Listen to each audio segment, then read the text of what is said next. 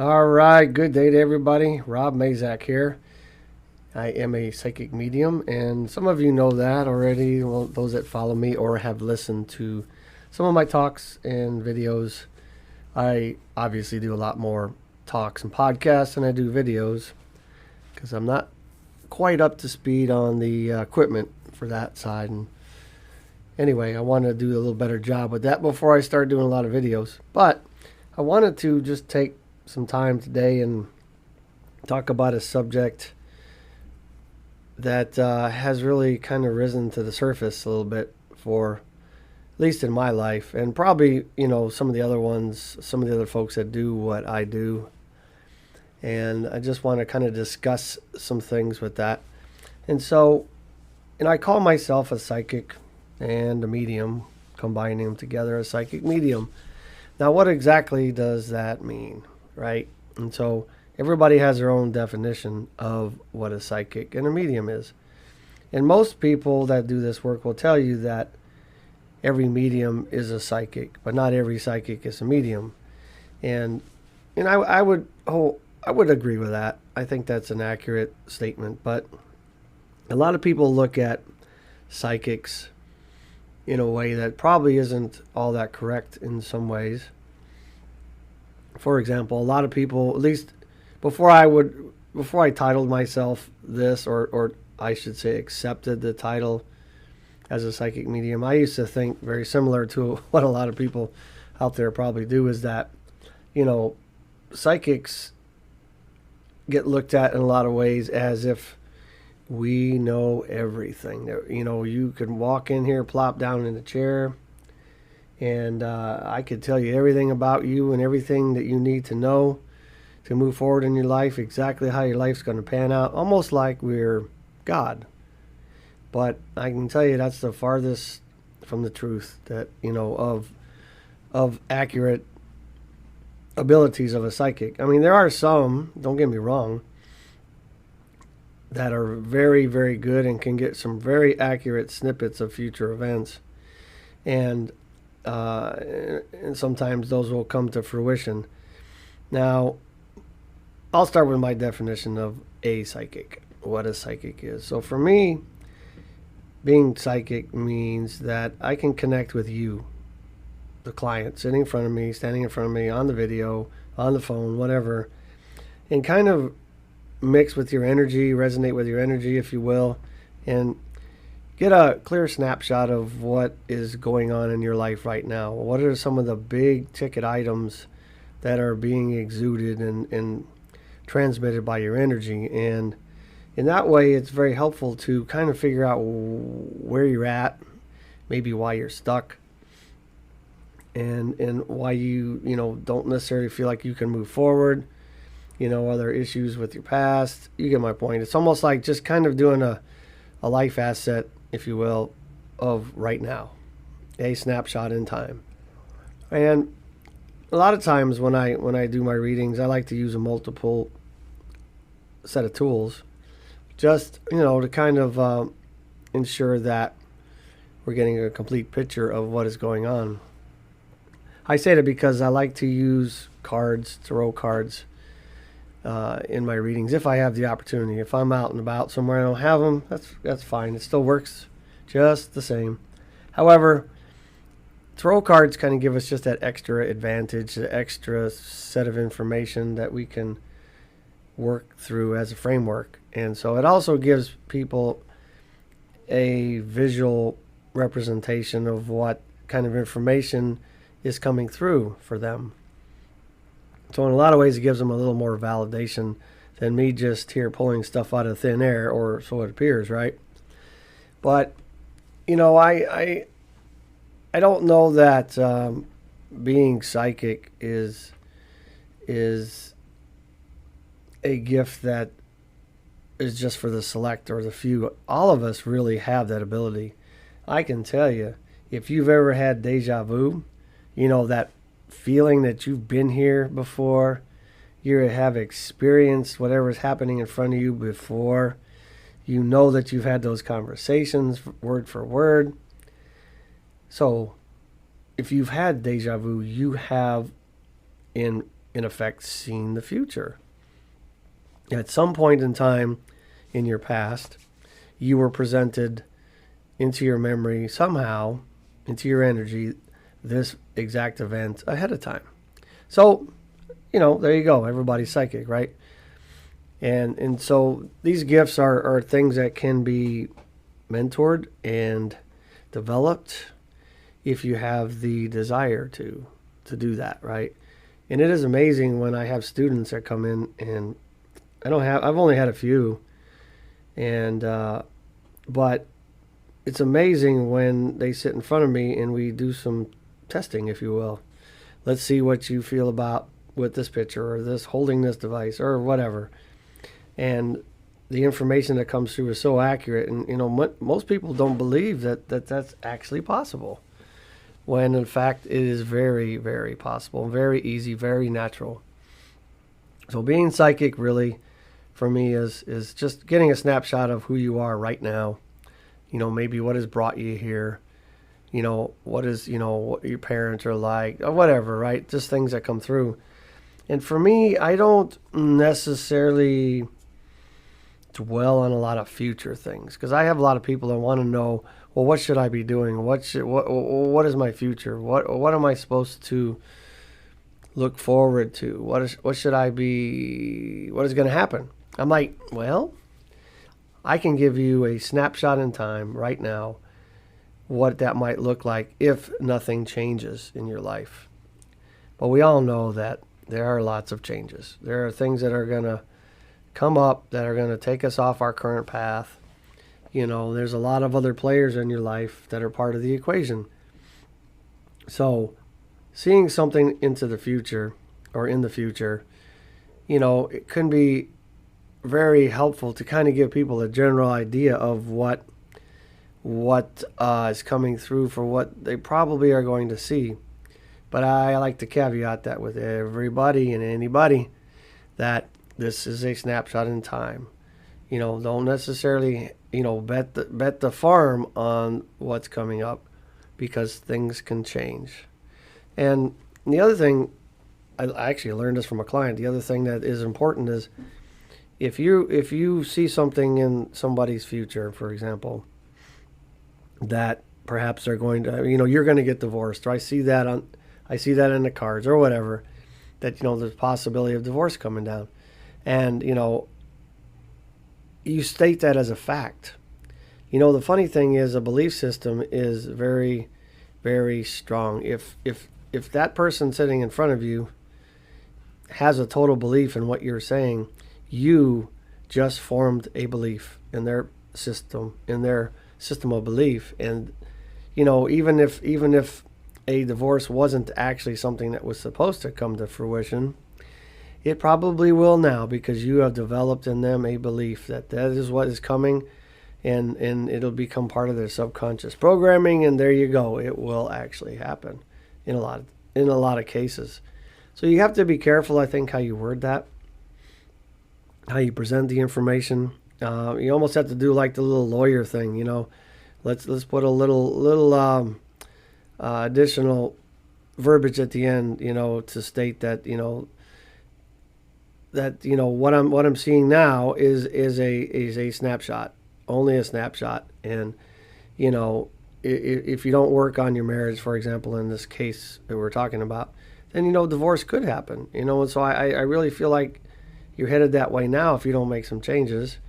And anyway, you get my point. You have to kind of politicize how you put that out, right? Anyway, I'll digress for a second. And so what then is it like to be a medium? Most people would equate that to talking to the dead, right? And do I connect with the energy of those who have passed? It certainly appears that way. And because the information that comes through is exactly relevant to the person that's sitting in front of me. But do I actually talk to those that have passed on? I don't know. In some cases, when you're not in front of a client and something comes through, it would be hard to argue that I'm blending with somebody's energy and just telling them something they already know, somewhere in their subconscious. But I do feel like that does happen when you're working with a client in a lot of ways. And so a lot of what are, at least my connection, I'll speak about myself, to the other side, if you will, anything outside of this reality that is not necessarily accessible normally through our five senses, I think it comes through actually connecting with the person's energy, blending with mine, and I'm able to just reach in and read the book. And in many cases, those memories, those residual memories of the loved ones that they've had in their life are still part of them. And so it's like, it's in some cases, I feel like we're simply reaching in, flipping through some pages and going, oh my gosh, yeah. And then when they hear the information, to them, and to me sometimes, it feels like I'm actually conversing with those that are passed on. So, but I can't prove that. I can't show you a video and claim that that's what's happening. But certainly there is information stored somewhere in the ether, or to pun or coin a term, the medium that's out there that is part of everything that there is. And maybe myself and others are just attuned to knowing how to access the information. Just like the internet. The internet is this wide expanse of almost unlimited amount of information. But, you know, when you learn to search the internet very specifically, you'll get very specific information. You know, if you put in general information, you're going to get general information back. In the same way, I think we are accessing the records of everything that's ever been and ever will be, if you will.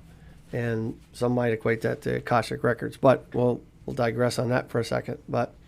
And so what really got me to thinking about this is working with a new mentee or student, or anyway, I'm working with somebody that's interested in figuring out what their gifts are and how they can use them and where they can move on with. And so my job with students per se is not to necessarily teach them how to connect. It's like, how are you connecting?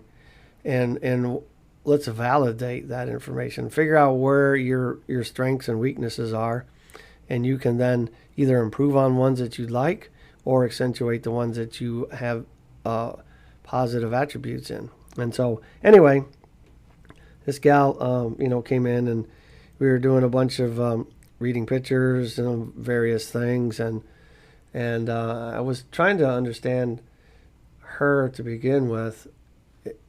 And, how is it that you receive your information? What does that feel like? And she says, it feels like there's just this thickness. And I'm like, oh my gosh, that makes perfect sense. I mean, it's like, that is in a lot of ways what the medium is per se. So am I or others actually a medium, or somebody that's just talented enough to access this medium, this thickness, this endless amount of information that's out there, that's available, if you know how to connect with it, research it, feel it out, bring it into your five senses, and then try to make sense of it. I don't know. But I wanted to kind of touch on that a little bit because, I think that, like I said, we all have these abilities. But I do believe some people come in to this life, or life in this reality, already equipped from day one, and don't always realize what's happening. And sometimes they feel very strange, don't trust it, all that. But as I was meditating on this particular topic before I got behind this mic, I was brought back to much of my early life, and I started to realize, oh my gosh, I've been able to do this my whole life, at least, very early on in life, that the memories I have of it, and a lot of it got squashed though, because a lot of these experiences started happening when I was part of a religious commune, which we won't name or really talk too much about. But, it was, when I had experiences where I know I encountered other entities or energies, I, was so indoctrinated into this model of religion that, I felt like it was demonic or some kind of evil entity. And of course, all the adults in my life certainly solidified that belief and really, it dug into me for a long time that, I'm under attack. And, that happened quite often, and obviously I grew out of that. But, our belief systems can really put labels on what we're experiencing. And the other early memories that really came streaming back to me is I, in the early 80s when I was in the Marine Corps, I remember before the advent of computers. Now the magic happens under my fingers on a keyboard for downloads, if you will. But back then, computers were not a big thing. And so, pen and paper in hand, I would just start writing, just randomly start writing. And before I knew it, there's 2 or 3 pages of writing. And, when I would read back at it, I'm like, where did this message come from? This didn't seem to happen in my consciousness. And I remember that I felt like most of these messages were from my father for some reason. I kept giving them to him. And finally, after a while, he says, I appreciate the messages, but, I believe these messages are actually for you. And I kind of shrugged it off. But, I tell you right now, I really wish I had my hands on those writings from earlier times. And, perhaps some of them are coming up now in some of my meditation journeys and all that stuff, and then, the writings that I do now. But, and then in one other example is that it felt like I was able to access a part of my mind early on, as long as I can remember, where it's almost like activated this pressure in the center of my forehead, in the center of my brain. And, and I know what you guys are thinking already. We're going to get to it. But, I didn't know what that was, and I felt like I could lay down or sit down and activate this thing. And I could do some interesting things. And so I decided to experiment one day. And, young Marine in a college town full of mostly girls. We went out there one night and we walked in. Single guy I was, right? And I said, I'm going to put this to a test. I feel like I can transmit my thoughts. And so let's try it, right? And so I remember, sitting down across, in this crowded bar, and I saw this really good-looking girl at the bar and sitting at the bar. And she was with some guys, but I remember, doing whatever my thing was and transmitting thoughts across, those, what do you call it? Whispers of things that we would love to say to every woman, but we don't have the courage to, to do it straight to their face. But, the sweet nothings. And that's what I was sending across to this girl, and I was, for a while I was wondering if it was working, but it actually, it seemed like an eternity, but just within a couple minutes, this girl turned and looked at me through all those people. And I thought, well, that's interesting. And then, but then she would not stop looking at me. She would not pull her eyes off of me. No matter, I started to get really uncomfortable. I'm like, what did I just do? What did I just do, right? And so she followed me around. Her gaze followed me around the entire time. And, of course, I'm a wimp when it comes to talking to the ladies, especially when you're single and you're trying to get some kind of relationship going. And so I had to go outside. And, that scared me. I didn't realize that this kind of thing could happen. And so I put a lot of things on the shelf for a while. And but if I look back through my history, there's a lot of things that have happened to me, messages that have come through, and dreams that have come through, and the search to figure out what the message was, I think in a lot of ways was to simply train me to do it now. And anyway, I just wanted to, take a few minutes to talk about that. And not so much to talk about me, but the fact that, these kind of gifts, this kind of information is there. It is everywhere. And, with the advent of quantum mechanics and quantum physics and really diving into, extra dimensions and all these things that they're showing and proving that are actually there, and I think the biggest thing that really comes to light with all the quantum research is that what's really there is every single possibility exists in every cell of our body, every molecule of our body, and every molecule and everything that's ever exists is simply every possibility captured into me, for example, or you, or a rock, or a blade of grass. But the thing is that this research is showing that we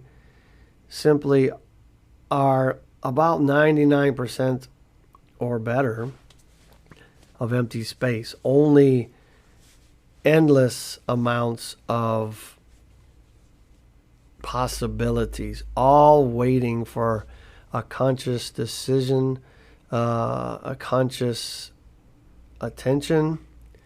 And, I think that really brings to light the fact that how do you access any information you want? You learn to tune in, gaze, or put your attention on the right information, and you can have any information that you want to have. And I think they prove this with a lot of these official, like, remote viewing programs and on and on and on. But it's all there, people. It's everywhere. And it is a really wonderful thing to know that you can access what you need to, and deciding that you really want to do this is to do this as a calling, it really takes a leap of faith. And so if you guys are out there and you're discovering that you're feeling things and knowing things and you don't know how you know them, that's okay. Having the knowing is the real secret. And everybody has their own way of receiving, just like any receiver of electronic signals. They all have their specialties in how they download that information. I know people that can't visualize, yet they can still get the information. Like a marquee goes across their mind. I know people that can get information through just a couple of their senses, and somehow their brain or their mind can formulate that and make sense of it. And so it doesn't matter what it looks like, and it's okay if you don't know how you know, but knowing something is really natural. It is absolutely natural. I believe every one of us is we're a microcosm of the macrocosm. We are all one. We are all connected like a global cosmic consciousness. And in that way, we can really learn to help ourselves. We can learn to help others. And of course, all of that with some type of discretion, right? And so just because you know something about somebody doesn't mean you need to go blurt it out to them. Make sure they're ready to receive anything that you might know or feel like right? And just be careful with that. But I would encourage everybody, even if you don't want to do it as a profession like I do, and to really figure out what you have. And even if you're going to use it simply to become better at the skill that you practice as employment, you become a better teacher. You can learn to to pick up knowledge from other places besides books and the internet. And, you can draw information from anywhere, anytime, and it's all there available for you.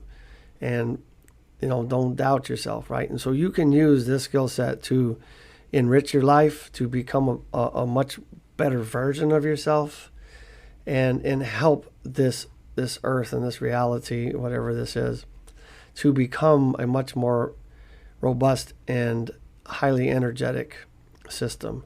Because we're damaging it, we're killing it, we're flooding it with all these ultra low frequencies, Wi-Fi and cell and you name it. So we need more people. We need more people out there to be the light. We need more people out there to connect. We need more people to draw in the information so that we can, quote unquote, save this planet, save this place we call home. Because we are not upholding our end of the bargain. Mother Earth needs us to be part of the system, not to be the virus of the system, if you will, right? Anyway, I'm rambling a little bit. As you can tell, I didn't script it, and I don't normally script things. It seems to be more difficult and laborious to do it that way, but just to talk from my heart. And anyway, I will digress, and I just wanted to say that I send peace and energy to everybody, right? Stay strong, live your life. Namaste, and I will talk to you soon.